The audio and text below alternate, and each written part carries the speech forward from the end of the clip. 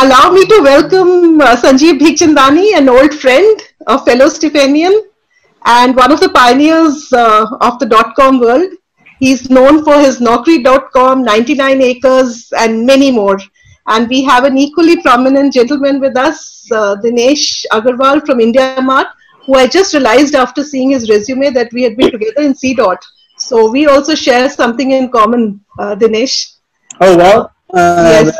When were you at C-Dot? 1985 to 87, so long time back. And of course, sorry? I joined after that, yeah. Yeah. And of course, Vikram Chandra. I mean, I don't really need to introduce him to anybody. I think the world knows him. So over to you, Vikram. Yeah, well, actually, before Vikram, Vikram was also a Stephanian, also from our vintage. So we are sort of, you're dating yourself, but we are all from the 80s from college. Okay. I'm dated. Yeah, it's a large gaggle of Stephanians out here, and Rekha, actually these days I feel I do need a bit of an introduction because I still find myself telling people I'm not on television. I'm not. Okay, so then let me give you an introduction. Vikram, who we have seen many a times on NDTV, he's a household name, has now started his own venture called Editorchi, and he's now part of the New Tech, and I think he can tell us a little more about that also. Yeah, so, over to you, Vikram. Thanks, Rekha. Yeah, I'll talk about that. And so, all of us who are running startups in this particular environment, nobody told us when we were launching startups that COVID is going to happen. But, I guess that's what happens in the startup world. You have to be prepared and, ready for all sorts of changes and all sorts of surprises. This perhaps is as big a surprise and as big a disruption and as big a shock as any that we could have looked at. Now, we're supposed to discuss startups in the post-COVID world. But I'm going to start off by asking both Dinesh and Sanjeev, and then maybe I can also come in with a little bit of my perspective on what it's been like. But I wanted to ask both of you, and if you're both from slightly different areas, Dinesh does a lot more on what would be called the bricks and mortar side of things, and I've done a lot more there, and Sanjeev's been entirely online for a very, very long time. But I wanted to get your sense of what the atmosphere and the environment is on. Look, we are in a situation, we don't know how long this is going to last, let's face it. We've seen that economic package from the government.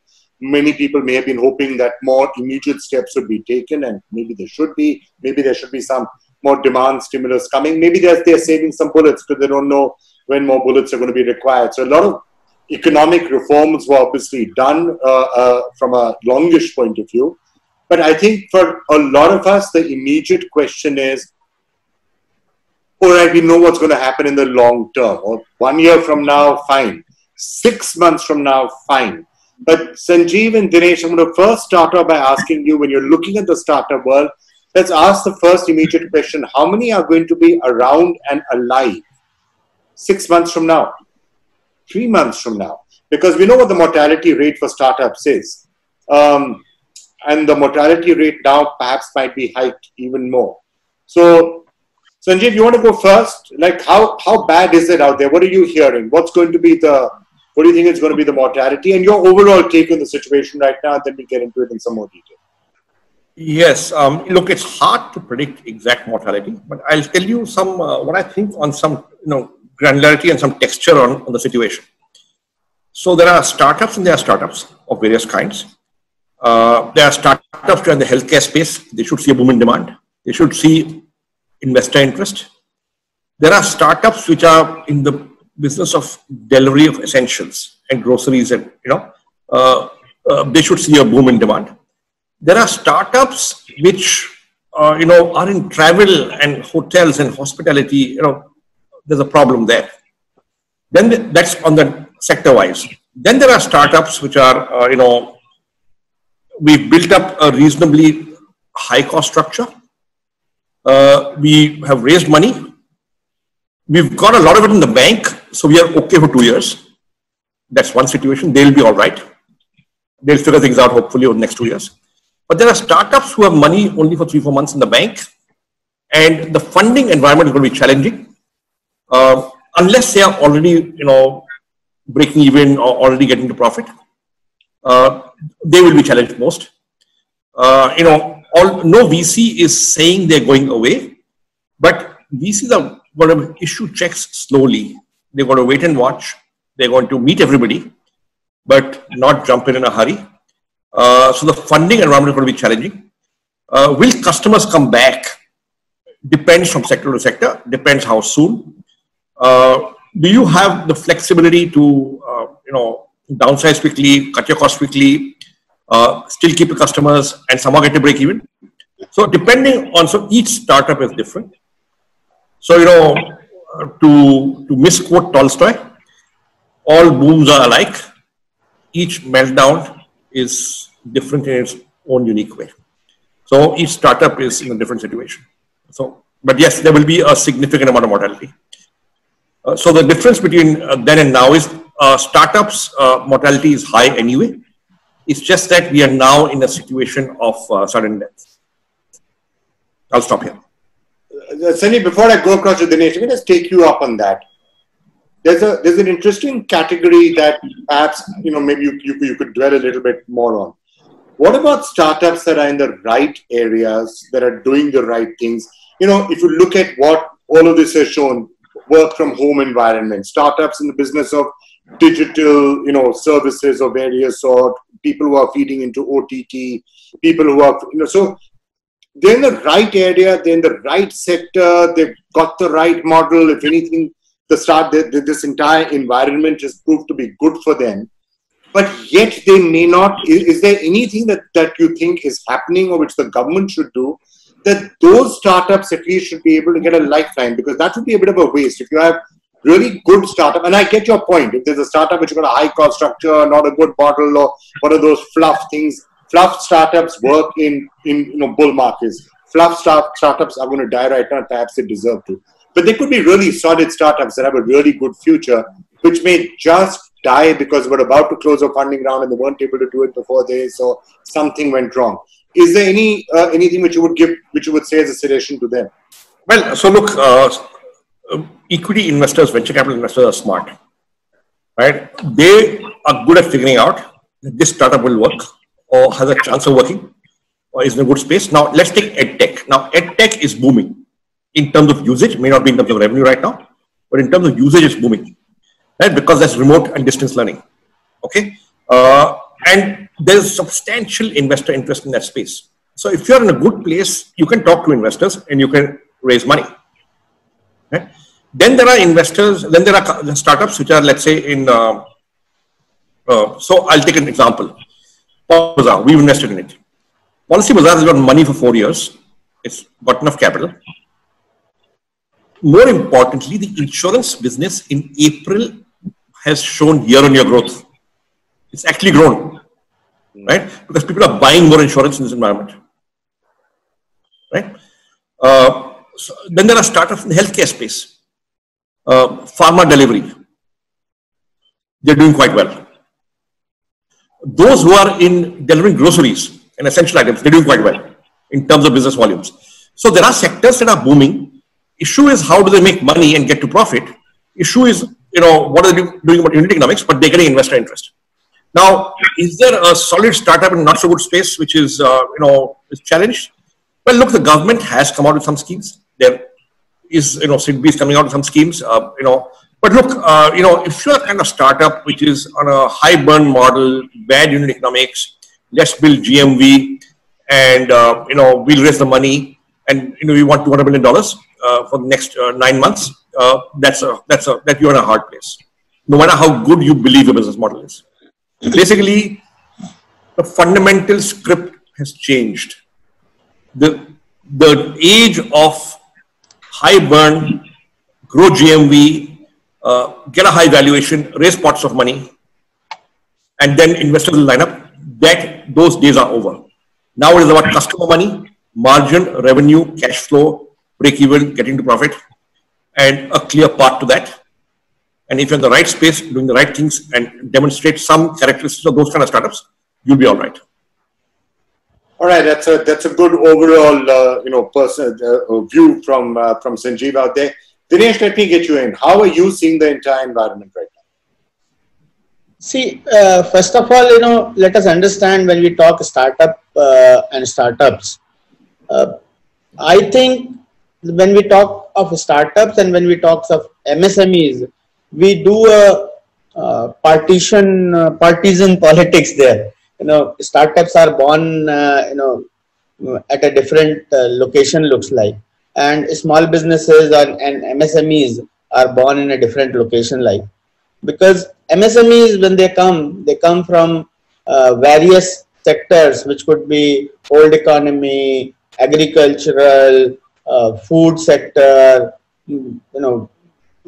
small traders, workshops, all kind of retailing and trading and services sector. But when we comes to the startups and the funding, when we always talk about, we only talk about the new age startups which are able to raise money from the venture capital and private equities of the world, or some old age startups who sugarcoat themselves as a new age startup, a rental business as a technology business, and then get someone to fund them as a technology business at a technology multiples. I think if India has to really think of a startup, we will have to think more like China.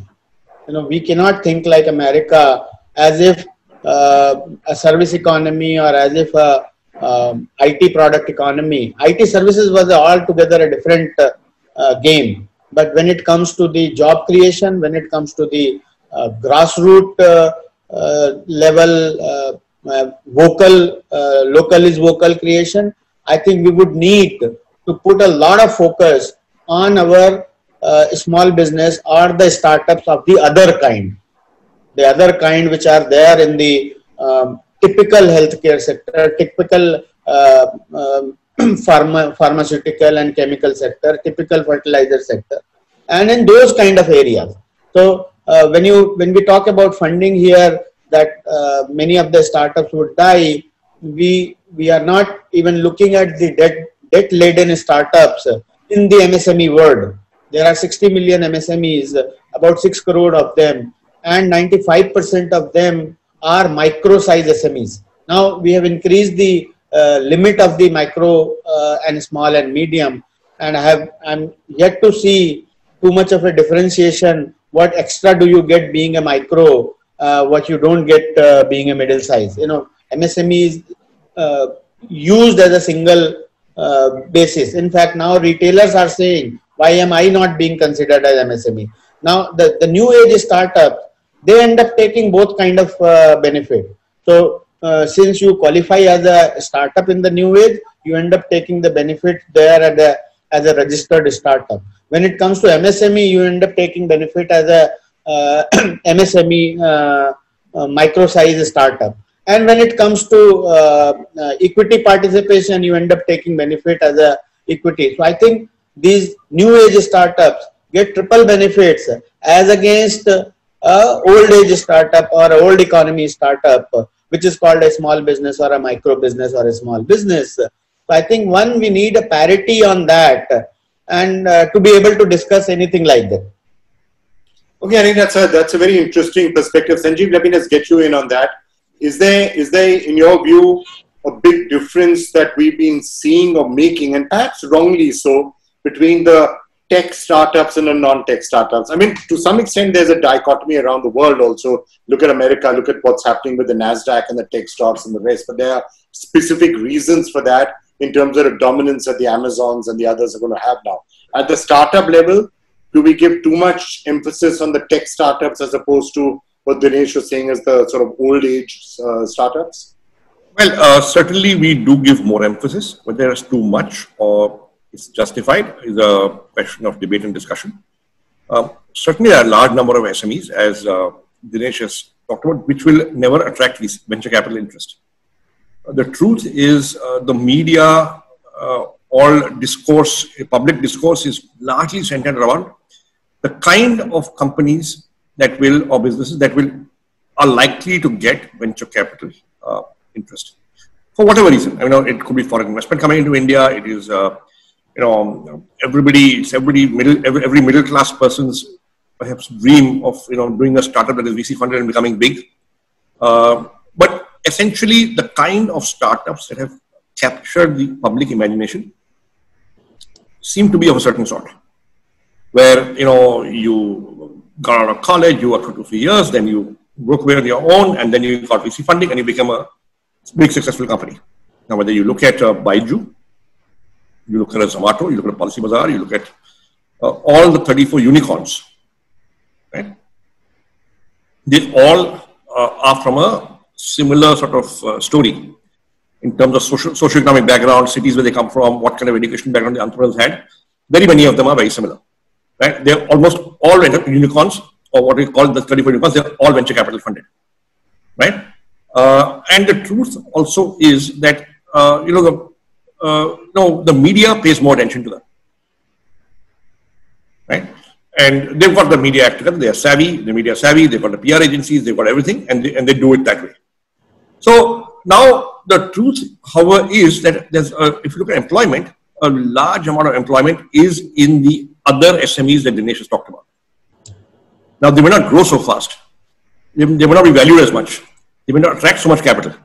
But in a large base, you've got employment, and that matters. So I think we need to pay attention to both. But the truth be told, unicorns are sexy.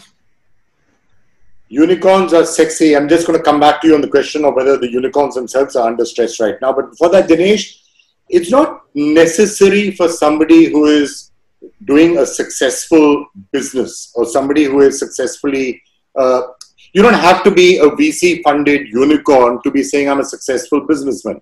If you're making profits, you're doing a great job, you're getting in money, you're getting a certain sort of funding, that's good business. You don't have to be in the headlines for being a unicorn and and doing that. So for the old economy companies, is that really their market? It doesn't matter. We're not a unicorn. We're not being in the headlines. But unicorns can also go bust. And in our case, we have a. Let me give you certain statistics. So 2/3 of New York Stock Exchange listed companies, and including 2/3 of Bombay Stock Exchange and NSE Stock Exchange companies, had never raised any single penny of equity money in their lifetime and went IPO. Even in case of Sanjeev, I think they raised only 5 million plus 5 million. In case of IndiaMart, we raised 22 million. So what I'm saying is that sensible businesses will actually we raised only 1.7 million. Yeah, 1.7. Yeah. So the sensible businesses have always been there, and they have always been depending more on customers' money, more on the gross profit and net profit economics, or what we call unit economics today, rather than working on the vanity metrics like GMV or others. And that is where it is like a betting being done by different people on these tech startups, so-called tech startups. A lot of tech startups, I don't even consider them tech startups. They are just sugar-coated as tech startup. There is nothing tech about it. So I would say the entire Infosys, which is doing or the TCS or the Wipros of the world, they have been great businesses. They have raised very little capital from day one. They are multi-billion-dollar unicorn. Or if you look at Kajaria versus many other old economy companies, or Biocon and Cipla, they are also continuing to do well and continuing to churn. So even today, so even if you look at it in the Americas also, out of the about 4,000 or 5,000 companies listed amongst all the stock exchange, there are only 400 or 500 tech businesses, and out of that also the top 10 or top 20 tech businesses are taking up all the limelight.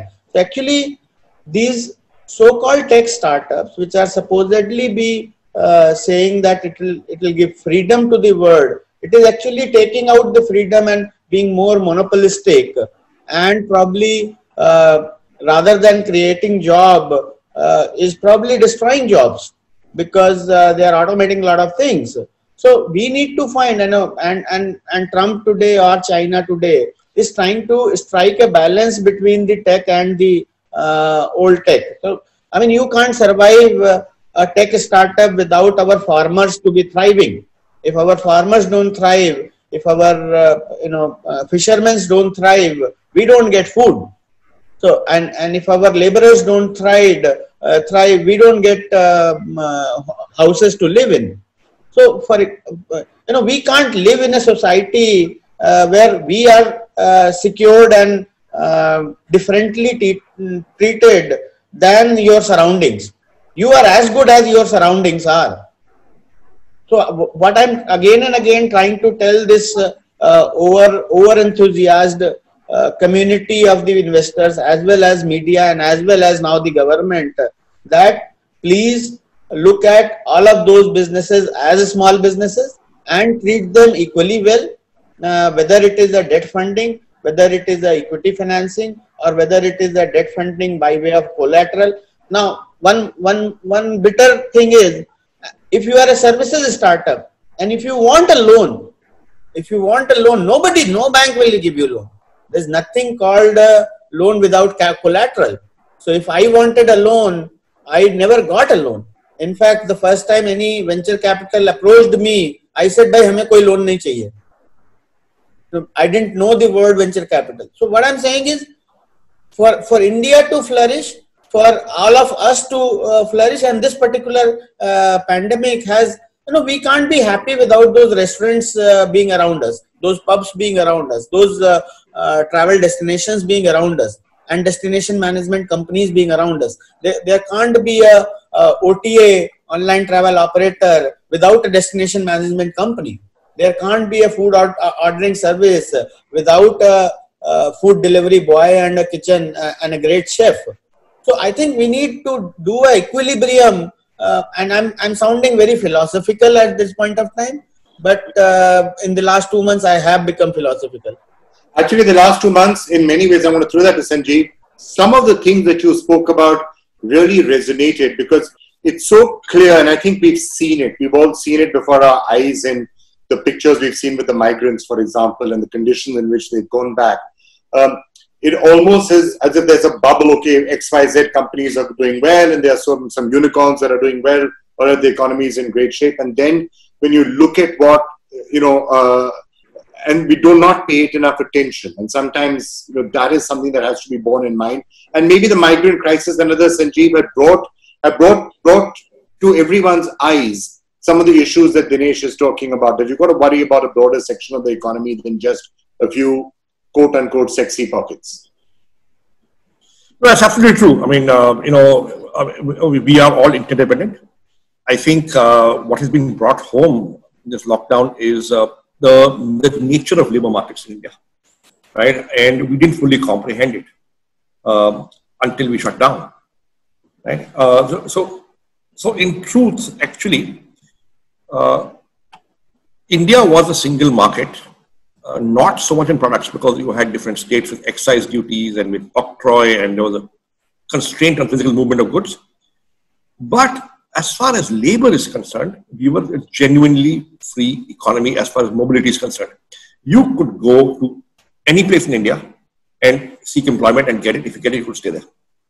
Right? No matter who you were, whether you were a senior executive or you were a blue-collar worker or a delivery boy, you could go, anywhere and get, if you got employment, you could stay there and work. Right? I think the lockdowns and the differential lockdowns in different districts and different states has brought home the fact that, look, it's really important that we keep this aspect of India's free market open. Labor should be able to go anywhere and work. And because we run on labor. Urban economies, the Indian economy runs on labor. We run on capital, it runs on machinery, equipment, it runs on everything. But it equally importantly runs on labor. No matter who you are, whether you are a VC-funded tech unicorn, ultimately, somewhere in the value chain, you are dependent on labor. Otherwise, some part of your value chain stops working. And if that happens, you're in trouble. Right. So let me just ask both of you, and Dinesh, let me start with you. We've seen this, 5-part economic package. We've seen talk about 20 lakh crore rupees. we've seen an effort to infuse liquidity. So for a majority of startups, tech, non-tech, wherever you are, the first question is going to be liquidity right now. Mm-hmm. People can say, okay, fix your business model. Maybe people will start doing that, but how are they going to survive right now? I want to get your assessment, Dinesh, and then I'm going to ask Sanjeev that same question. Which parts of the package do you think are going to really make a difference on the ground? Which schemes do you think will actually resonate and start helping some of the people you're talking about? Dinesh. Yeah, I think government, despite being a little late, has come put together, has got a courage to come in front of the public and media and businesses to say that there is a 20 lakh crore rupees of all of this put together. Yes, some of this could be balance sheet adjustment, or some of this could be prior, but all said and done, I think the best ones that I found was 20 crore women with Jan Dhan account given rupees 500 each. At least that is one thing is done thing. Or 8 crore farmers getting that 2,000 rupees advance kist. That is, I think, the money actually finally reached someplace. So I think those were the best used items. However, many of the business related things that have been done are too little too late also. So for example, when we were talking about not cutting salaries by the people, that particular notification has been taken back yesterday. So not even doing a partial cutting of the salary. Many of the people, many of the companies whom I interact with, they said, if we are saving provident fund and our company is also contributing for provident fund for the future of the employee, and this is the future, this is that future that we have all been saving for. Now in that particular future, when we need money, at least give us exemption, while on one side you are saying that you can withdraw money from your past provident fund account. At the same time, you are deducting 12.5% and 12.5% money that you are taking to the provident fund. I think reducing that to 10% will only act like another software change to be done, another clerical change to be done. 2.5%, how much will it really measure, and how does it matter even to the government at a repo rate being lower than 5% and a provident fund rate being closer to 8%? I don't understand the interest government has in collecting the provident fund for these 3 months or for these 6 months. That could have been a big savior for many people. Many of the employees approached us and said, can we not contribute towards PF for the next 3 months or 6 months? Similarly, the one thing that they have done is the reducing the TDS. So if the TDS amount was 2%, that has been reduced to 1.5%. If the TDS amount was 1%, that has been reduced to 0.75%. I think those are the items. They can be little more thought through and be made more realistic in nature rather than being too slow. And I think the moratorium, which was the first announced, that 3 months you are not being asked for money, that was the biggest one. Because people. I also like the I mean, obviously the distribution of food grain is something else that comes to mind, because it's a logical thing. When you got go down bursting with food, why should anybody be going hungry in India? Sanjeev, of the various points that have been mentioned, which ones do you think are going to substantially make a difference? And then I'm going to start. I have a slightly different perspective. Look, you can survive on dole for 2 months, 3 months, 4 months. But fundamentally, for businesses to survive, the wheels of commerce have to start spinning again. Okay. So really, what I am looking at more is that since the opening up, yesterday, or lockdown 4, which is substantially more relaxed than the earlier lockdowns, right? How exactly are consumers behaving? What exactly is happening to businesses? Will businesses come back? Because ultimately you have to get customers, you have to get customer money, you have to sell stuff, people have to buy stuff. And if that is happening, you'll be all right in 6 to 9 months. But if that is not happening, then any kind of package will save you for 2-3 months, but it does not save you beyond that. Yeah. So the crucial thing is, are the wheels of commerce going to move? And if the wheels of commerce are going to move, then in the short run, a package can help you, right? Now the package, and I think you have to be granular about it and go industry by industry, perhaps business by business, right? So let's take the restaurant industry, So I rang up Deepinder Goyal, who founder of Zomato, and I said, Hindustan mein kitne restaurants hain? He says, hamara estimate hai lagbhag 5 lakh. I said, kitne band hain? This is lockdown 1 and 2. He said, hamare khayal se 4.5 lakh. So I said, but government ne bola hai ki food is essential. But kya hai ki ek to in-room dining बंद है, केवल delivery open है. दूसरा, employees have gone home or are not coming. तीसरा, if they come and there's no demand, what will they make? चौथा, अगर supply chain बंद है, फिर क्या होगा? Right? Now, if you look at the economics of a restaurant, the biggest costs are rent and wages. Okay. Which means that if you don't run to a certain capacity, there is no way you will break even, right? Now, given the kind of rents in big cities, and these are older contracts and rental agreements, there is no way you can run, even if you open, in restaurant dining and say 30% capacity or 40% or 50% capacity, there is no way they can break even. And even if you do allow that, will customers come or will they feel? So the first and most fundamental thing is that you've got to lick COVID actually, which means vaccine, cure, antibody testing, all that. And that will run its course and may take 3 months, 6 months, 9 months, 15 months, I don't know. Or you say, listen, landlords have to reduce rent by 50%, but individual landlords will not do that easily, which means restaurants will shut. If restaurants will shut, people will be unemployed. Now, so these 4.5 lakh restaurants, how much employment do they have? Or do they generate? Right? Now, this is an industry where I don't know what dole the government can give, which will keep them alive for 15, 18 months. On these kind of cost structures, when there's not enough customer money coming in. It's a tough one. And I'm not sure it's a realistic expectation to get the government to give that kind of support. Right. Right. So, and you got to go vertical by vertical, sector by sector, geography by geography, down to the last company. Yeah. And what's going to happen to this company? Let me add to that,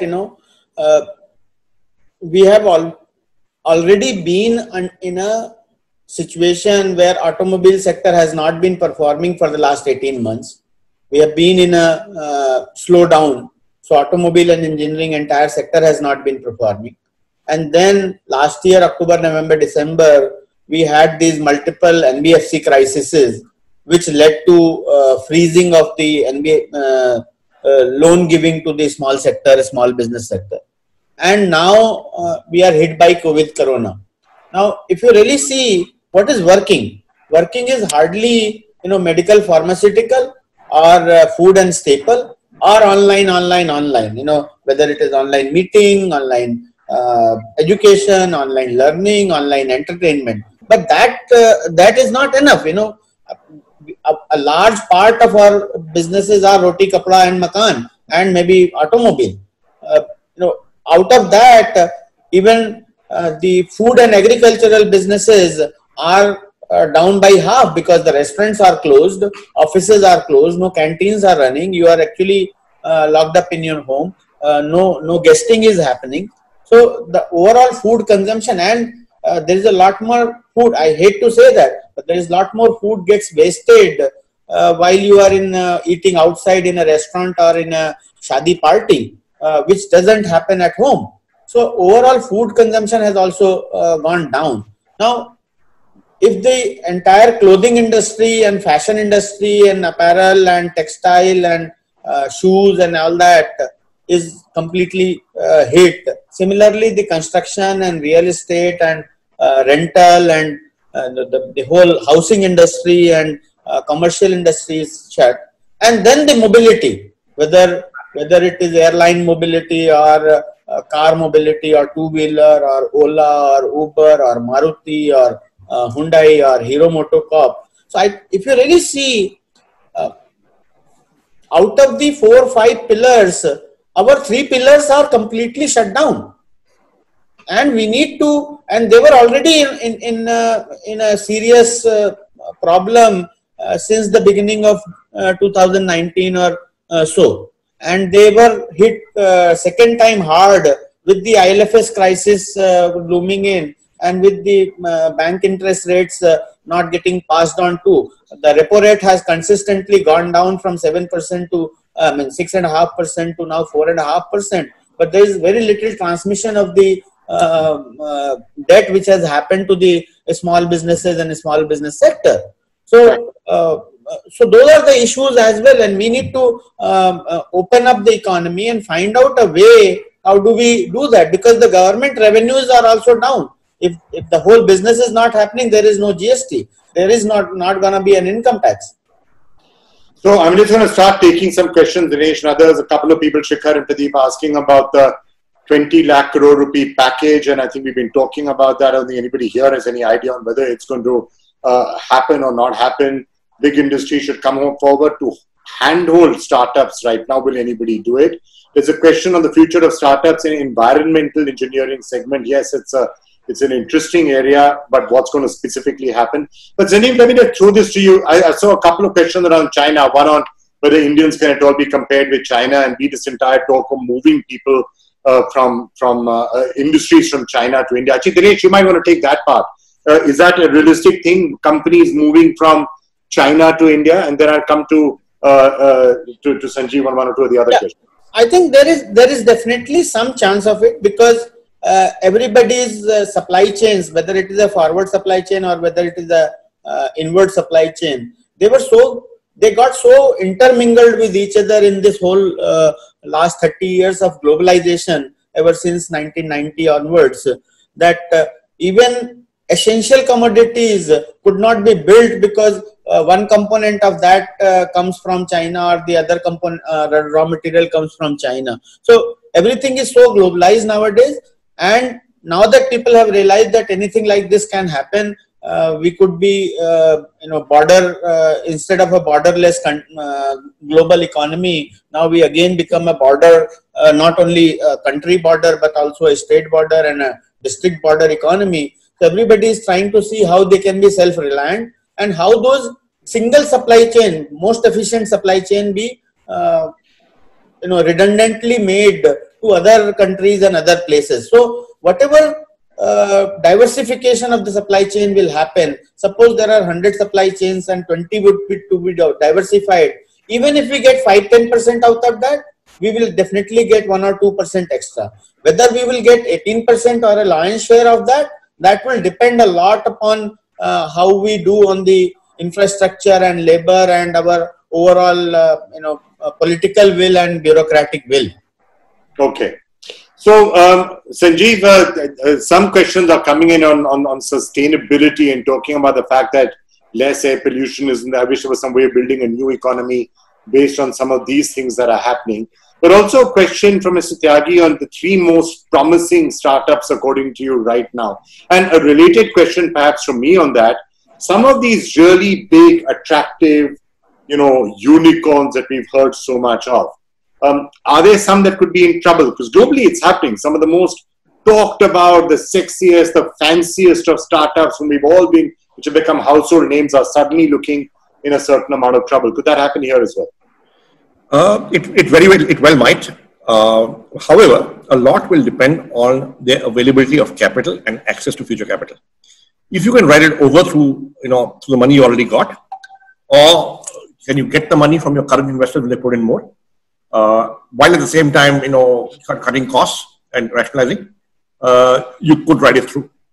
But if you are unable to get access to capital, I think you will be in trouble if you build high cost structures. And some of these unicorns have built high cost structures, right? Now, which are the three best startups? I mean, I don't want to name anybody, but look, and I certainly don't know all the startups, but I'll name a couple. So we've invested in this company called Shop Kirana. It operates in tier 2 cities, 8 cities, mostly in North and Central India. It's headquartered out of Indore, and they are essentially doing last mile delivery of groceries to very tiny Kirana stores who are typically underserviced by your distribution network. And they've seen a pickup in their business, and they're doing very well. There's a company called Gramophone. I think they are selling agri inputs to farmers in Madhya Pradesh. We've invested there also. It's looking good to me. So these are a couple which I think are promising, but I'm sure there are others and lots of others. Right. Dinesh, a question from Arun Pandit. Interesting that. So when you were talking about some of the traditional companies as compared to some of the tech companies, that is there mental that they don't seem to be seeing exponential growth. Now, maybe in this new environment, exponential growth is not what you should be aiming for, to bring back Sanjeev's point. And I'm seeing lots of questions on what is the best startup strategy. So they're saying, is there a mental block that traditional companies don't want to do more than 15, 20% annualized growth? They don't want that exponential. So actually, that's an interesting question. Is that better strategy right now post-COVID? To say, let's not try and get that exponential curve, because you're going to spend a lot on that. 5, 10, 15, 20% annual growth is good enough. And so will traditional companies benefit from that? Actually, it's a function of overall businesses and a percentage of that. So if you really see, out of the 60 million, all kind of businesses means whether it is a trader or a small retailer or manufacturer or a service provider or a new age startup, there are only 10,000 odd so-called these new startups, new age startups, and rest of them are all old, different businesses which are not yet in the race of being called up as a startup. And a lot of those people, it's not that the new age, these startups are all tech companies. So for example, food delivery is a food delivery business. I mean, there is not much of a tech about it. Or WeWork is a proper, very much like a rental business, or very much like a shared, or a Furlenco for that matter. So I think those are also traditional businesses being done in a modern way, utilizing technology, utilizing PR, utilizing marketing, and utilizing finance to attract whatever is the best way to finance that particular business. There may not be the only way to finance is अपने घर की जमीन गिरवी रख करके take loan. So I think it is wrong to say that traditional businesses are lesser growth oriented. Reliance or SDFC, they still continue to grow at 30-40%, 30% per annum. So I think even a paint company, much talked about Asian Paints as a company, grows upwards of 25% compounded for the last 50 to 60, 70 years. So I think, it is wrong to say that traditional companies are not making, I think they are just not eating as much as media footage, or as much as they are not making as much as losses. I don't really agree with that particular thought process. There are businesses being built in every sector, in every area, whether it is renewable energy, or whether it is agriculture, or whether it is mobility, or whether it is space exploration. I think everything is technology. I mean, you could say 200 years ago, if these businesses were run on paper, or you could say 100 years ago, if these businesses were run with the help of a telephone. Now every business is being run with the help of telephone. So there is, I mean, technology is not nothing called technology as a business. Technology is integral part of every business. You know, whether it is agriculture, whether it is financial, whether it is, so these new age lending businesses or fintech businesses. So we started from a technology as a businesses. Today we have entertainment tech, we have ed tech, we have food tech, we have health tech, we have media tech, we have at the end of the decade we'll just drop the tech, and again it will become health and food and media and It's an interesting take, Sanjeev, on that everything is a tech. So therefore, what becomes a new, if every startup is virtually a play on tech of some sort or the other, what then is a new age startup? Is it, as Vijay has been repeatedly asking about things like sustainability and others, or air pollution, is that it? Is it just defense and space and some of these new areas that have been opened up? Is that new? Or is there still a fundamental difference between a tech company and a non-tech company? No, I think right. Everyone will use tech. Everyone will use the internet to some extent. Yeah, look, I think tech is penetrating everywhere, right? And ultimately, everybody will use tech. But it is a new startup with a new business model, changing the old way of working, leveraging technology for the first time in that sector, or perhaps in a new way, right? So let's take a look at fintech companies. So lending companies, which essentially use consumer data to figure out who's a good credit risk and who's not. And typically, very often, these consumers are not lent to by NBFCs and banks through the traditional way of risk assessment. And therefore, they are largely underserved by credit markets. Right? Now, that's an underserved segment. The fintech startups looking at consumer data, assessing risk and trying to get finance to those businesses or people. The model is not proven yet, as to whether this is a good risk or bad risk and whether it's working or not working. It is still out there. But those are new age startups. And now, if they succeed and that model actually works, they'll be absorbed in the mainstream, and they'll become lending companies. Okay, but that'll be 20 years later. But right now, they have to succeed, and only then it'll happen. So tech is everywhere. There are some new companies which are doing new things in new ways, or old things in new ways, addressing underserved markets, doing stuff that was not being done earlier, and those do qualify in my view as tech startups. But ultimately, everybody will adopt technology. Okay, let me now just start coming to. I've taken a bunch of questions out there. I just want to come before we wrap up. Some last big thoughts from all of you. We started by discussing the post-COVID environment. Let's look at the post-COVID environment. Let's look 1 year from now.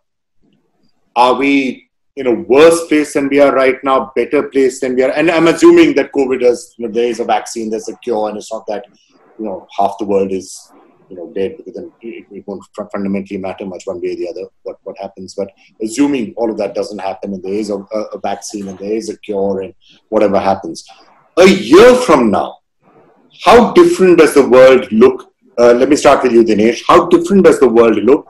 And where does India figure in all of that? Is India suddenly an alternative to China, the key part of the supply chain, whatever it is? Or has India really struggled a lot in the next 1 year and we are in a worse position than we were, let's say, 4 or 5 years ago? So, I would love to be, in the best position to say that we will be the best 1 year down the line. We should be the best 1 year down the line. I would love to say that with all this, local and vocal thing, we should be able to get global attention towards India. But we are not the only one. I think there will be many nations in the pipeline who would try to get that pie. Regarding the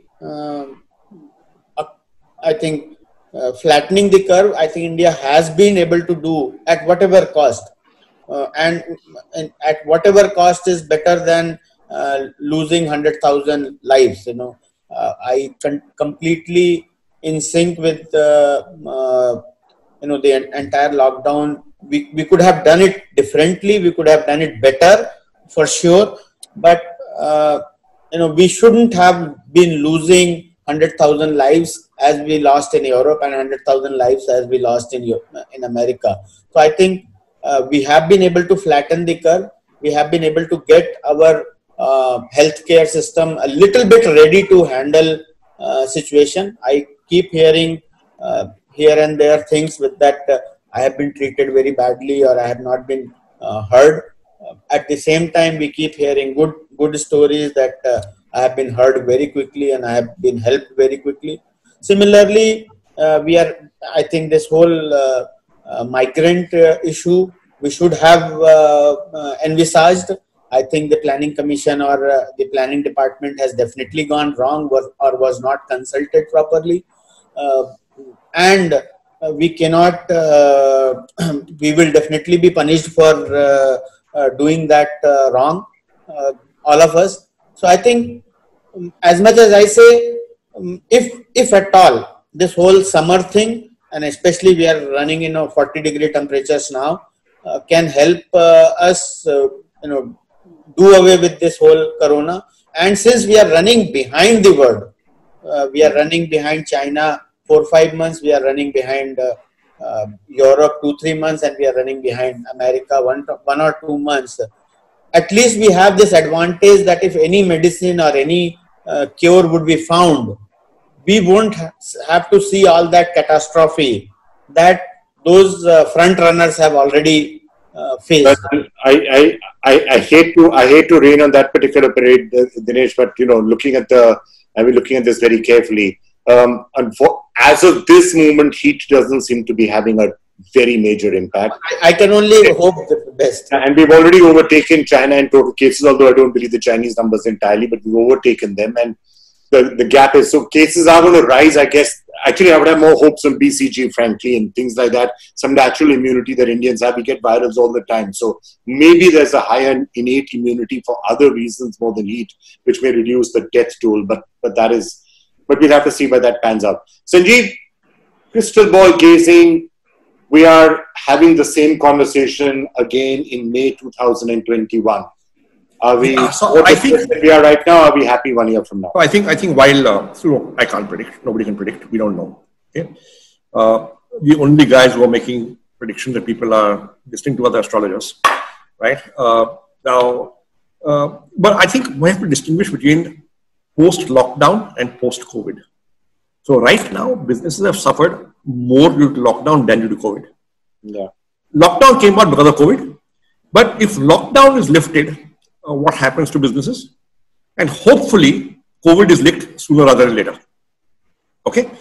But the question really is, how will businesses bounce back post-lockdown? Yeah. And then how will consumers change their behavior post-COVID? Because if COVID is a real threat, you'll see a lot of consumers changing their habits while COVID is on. But tomorrow, if you've got herd immunity, if you've got a vaccine, if you've got a cure, you've got low fertility rates, you've got hey, the strain in India is less lethal. Hey, BCG actually gives immunity. All those things, it's a different thing. Okay, so right now, what I'm observing and I'm trying to get a handle on, it's only been 1 day, is what is going to be happening to businesses post-lockdown. And that is something we'll get a handle on in a month or two. Okay. And that would also drive what is happening to the employees post-lockdown, because if it is not good for businesses, it is not good for employment. I mean, the entire circle. Secondly, we talked about Chinese manufacturing facilities from China relocating here.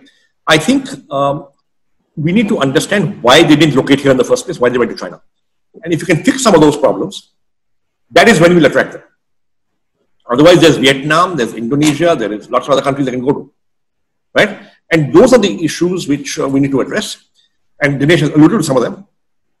Infrastructure, labor laws, land, bureaucracy and red tape, Inspector Raj, right? If you're able to address those quickly, we can be in the running with a hat in the ring, that we've got a large local market and you can export also from here, and we've got great laws now. Okay. Last couple of questions, and I'm going to start with you on this one, Sanjeev. The startup sector specifically, MSMEs were mentioned to some extent during the entire economic package, but the startup sector has had a list of demands, requests, everything of the government now for a while, and many of them have actually not been delivered on, and some of them potentially could be solving this immediate problem, right? The immediate crisis which we're going to face, 60, 70, 80% mortality. Something as simple as, for example, capital gains tax. Why is there no parity with listed companies on capital gains tax? Which venture capitalist is going to come and invest in a risky, startup at 28.5% tax when they can go and get a listed company at much less than that? So, are you expecting the government at some point to start listening to startups specifically, or do you think it'll be just part of this entire MSME basket? No, look, let's take the specific issue of capital gains tax.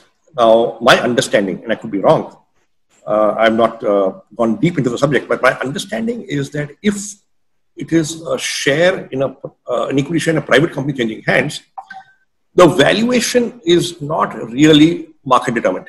It is two people talking and agreeing on something, right? And that's the price. Now, is that a fair price? How do you determine what's a fair price? The belief is, and probably rightly so, that a public market, that price that's there is a fair price. So that's the market determined price. Okay. So to sort of give parity on capital gains there, the government may be reluctant to do. And that, let me tell you, is an issue that will impact all private companies, not just startups. Yeah. And venture capital as a class of capital, frankly, a lot of it is from overseas, and a lot of it is coming through a trust structure from overseas, and they don't have that problem. Okay. It's Indian investors who have that problem, but a lot of venture capital is from overseas. So I'm not sure, while it's a great thing to have capital gains, which is on parity with public, as far as an investor is concerned, I don't see it happening very soon, but I don't see that as an impediment, that a deal breaker for venture capital coming to India. There's a lot of venture capital in India. The real issue is, are the startups good enough to invest in? Dinesh, if you actually had the finance minister or the prime minister listening into this conversation, okay, they've done their package right now, they're not likely to do something immediately for startups, but who knows, they could surprise us.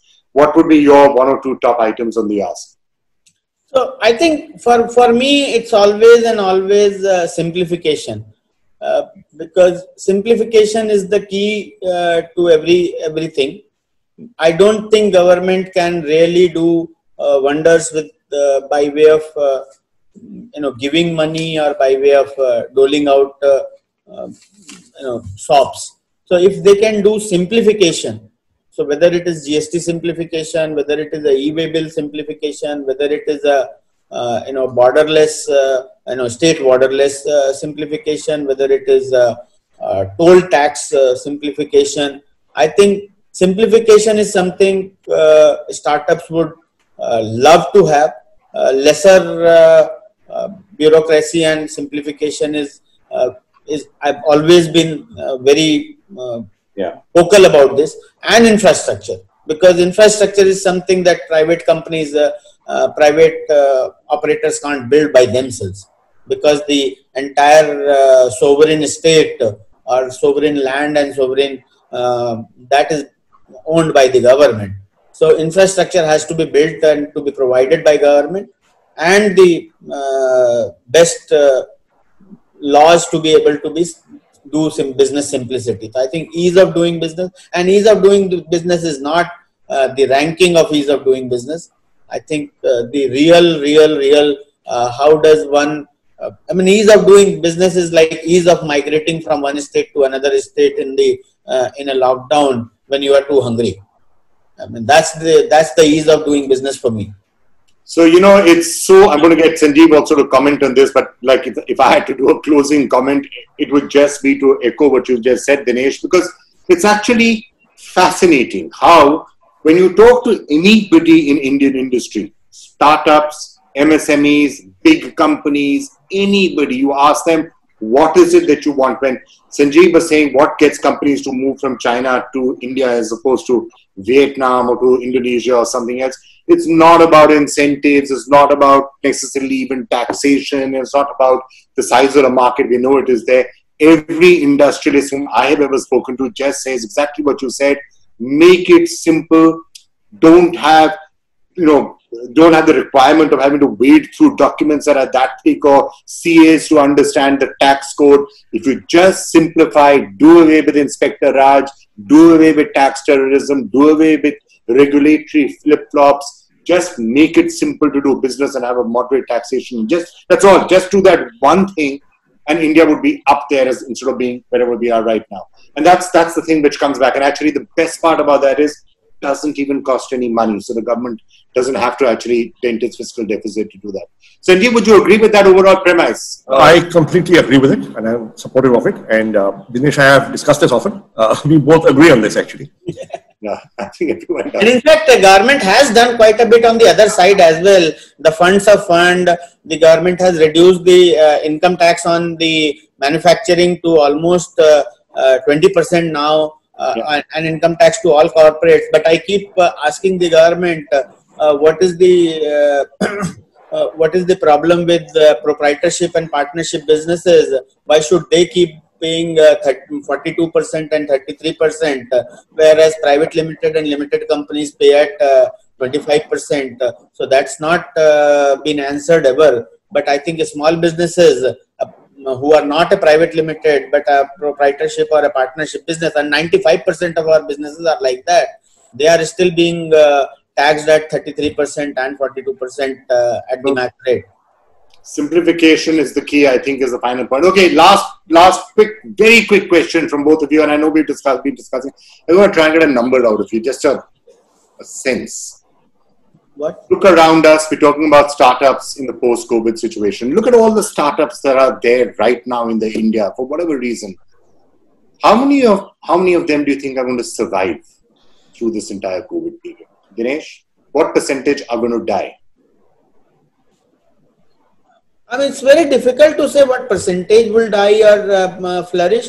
But what I have seen from my own experience, post 2010, 2000 and 2001 crisis, when the rise started again in 2003 and 2004, there were 10x more startups. Similarly, when post 2008-9, when things started to look up again in 11, 12 and 13, there were 10x more startup. Again, post 2015, when 15-16, when there was a consolidation on e-commerce, I think hundreds things open up into 2018-19, and again 10x more startups have. So I don't think there is going to be any stoppage on that. It can only be a little pause, whether a 6 months pause or a 6 quarters pause. That is to be seen. But this whole tech journey and this whole new age financing is not going to stop. Okay. No, I agree with Dinesh. My submission is that, look, startups that are going to die in 2-3 years will now die in 6 to 9 months. Yeah. Right? Basically, you're accelerating the mortality because they will not get their next round of funding. Okay? But if they have something good they're doing, they will find the funding and they will survive. Okay. So it's accelerating. It's actually interesting. It's almost like the comorbidities which would have been happening even with coronavirus, because people are pointing out that many of the people who are dying may well have died in any case 1 year, 2 years because they had other critical conditions, but it's accelerating it. Sanjeev seems to be saying that that's what's going to happen to startups as well. So thank you both so much for joining us. That was a lot of fun. And hopefully we shed some light on where startups are. Rekha, back to you, unless there is something more that Dinesh or Sanjeev want to say. No, I'm good. Thanks. Thanks so much. Thanks so much, Sanjeev. Thanks so much, Dinesh and Vikram. Outstanding session from all the chats that I'm reading right now. I think it's been a great session. We've been live on Twitter, on Facebook, and on YouTube. So we probably had close to 1,700 people watching this session. Thank you very much. And I'd like to invite all of you for our session tomorrow with Sri Ravi Shankar ji in conversation with a group panel of CEOs. We start at 6:45. So do join us. Good night, everybody, and thank you so much. Thank you so much. Thank you, Rekha. Thank Good you, night. Rama. Thanks, Sanjeev. Thank you very much. Bye. Bye, Vikram. Very nice, Vikram. Thank you for that. Bye, Dinesh. Bye. Great fun. We should chat.